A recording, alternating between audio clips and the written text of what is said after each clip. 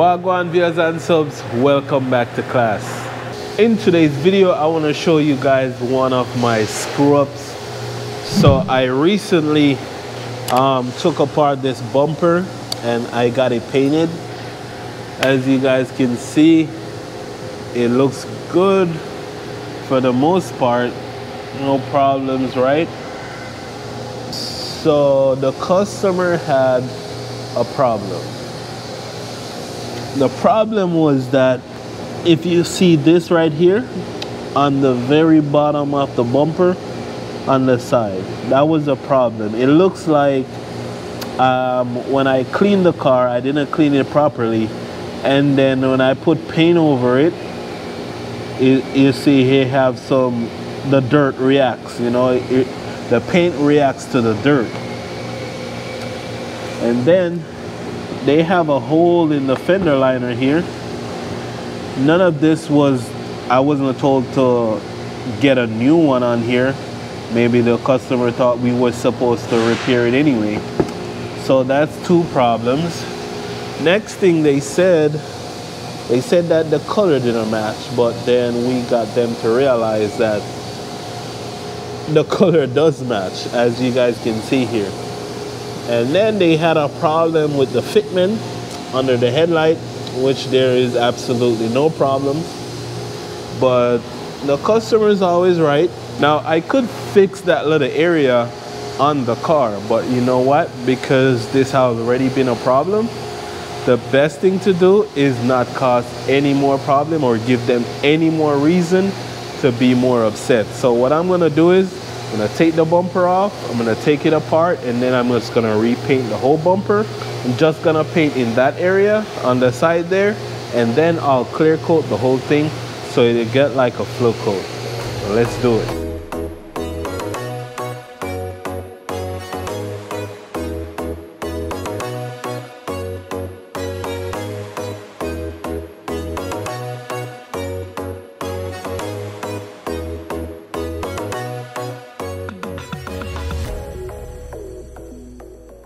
Moving on, I took the bumper off the car. I took all the trim pieces off, took off the grill. So we have a naked bumper right here. Now, we don't want to go ahead and give ourselves extra work. So what I'm going to do is I'm going to sand down this entire bumper with 600 grit, and I'm going to be extra careful not to have any burn throughs. You don't want to give yourself extra work than you already have. Over here, I'm going to smooth this out with 400 and then shoot some base on it.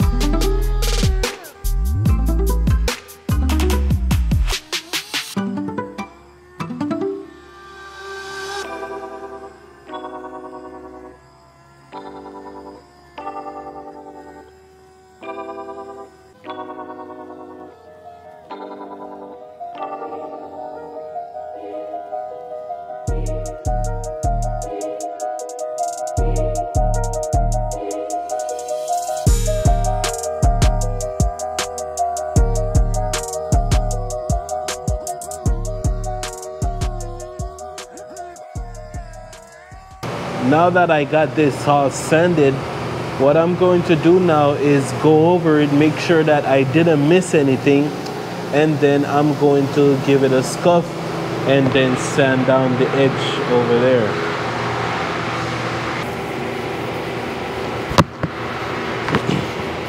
Now guys, your scuff pad will burn the edge, just like you're sanding with the DA, it will. So you don't have to go crazy on the edge. You just want to give it a quick scuff where that you don't see that dull, shininess of the clear coat anymore. Just make it dull. No need to scrub it because you can burn it with the scuff pad.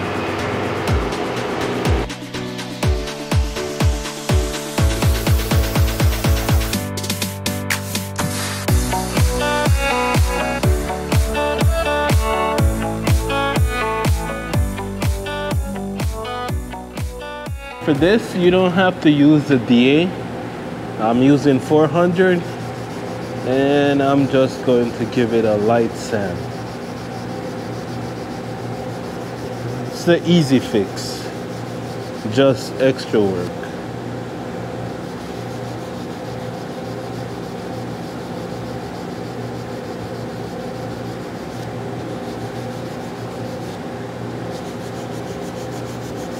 And that's it, guys. It's really all I have to do here. Now we're gonna get this cleaned up and get ready for paint.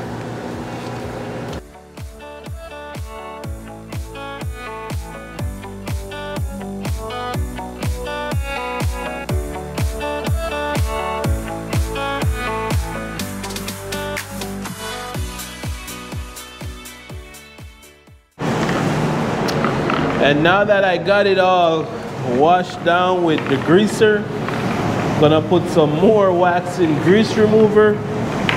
You know, you have to be extra clean when you go about your paint job. I'm using these microfiber towels that I got from Amazon.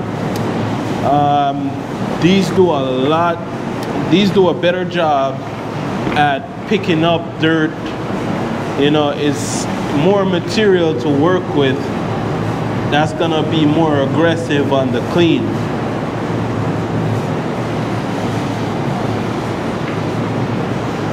Now when you're cleaning, make sure that you're wearing some gloves. You don't want to get any fingerprints in what you're about to paint. As you guys saw, it was just a tiny mistake over there. And I'm back here in the booth with the same bumper, redoing it for free.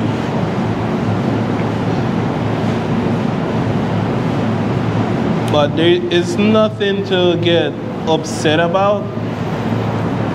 This is the normal stuff in the shop. You make mistakes. The real problem would be if I can't fix my mistakes. That's the problem. That's the real problem. I know I said I was gonna give this a flow coat, but then I found a few things that I want to fix. See these little dots up here, these little black dots? I'm gonna make sure I fix those. Anything that this person could complain about, I want to fix. Here I can see I have some down there. I fix one here and then end up burning the paint. But other than that, it looks pretty good. I don't see nothing else. Alright guys, it's time to start laying down the paint. Don't forget to use your tack rag to clean before you paint. And I'm going to be dusting some paint on here. This whole thing would be covered with one coat. It's the easiest thing in the world. After that, I'll let it flash for 5 minutes, and then here I'm applying the pearl coat, taking a little bit further to make sure I get coverage over all that base coat. I spray base coat the same way I spray pearl. I just spray pearl a little bit more wet, and I do 2 coats back to back. My advice to you, don't run that pearl because it's harder to sand than the base coat. And as you can see, we're looking good. Time to lay down the clear coat. This is the Sagola Trophy Truck Edition with a 1.2 XL tip inside. Gotta say, this is one of my favorite guns. I don't have a pressure gauge on here, but if I was to tell you what PSI this is running, I'd say it's running about 29 PSI. Full fluid, wide open fan. And guys, as for the customer, there is no need to get hung up on how picky they are. Some people just genuinely love their cars and they worship the cars. I'm sure in different aspects of life, we too might want or work a certain way if someone's doing it. And customers like those, you want to retain those customers no matter what. Make sure their business is reoccurring, because at the end of the day, their pickiness is actually making you better, making you pay more attention to the details. And so you don't want that to ever happen again, so you gotta get better.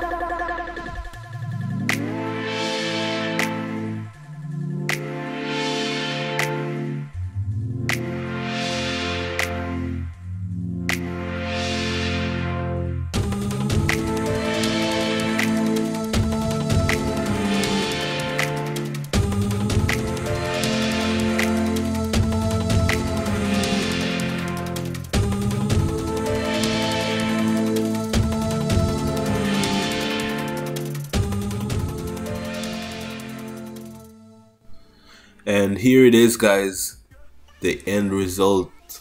I cleaned it up, got it back on the car.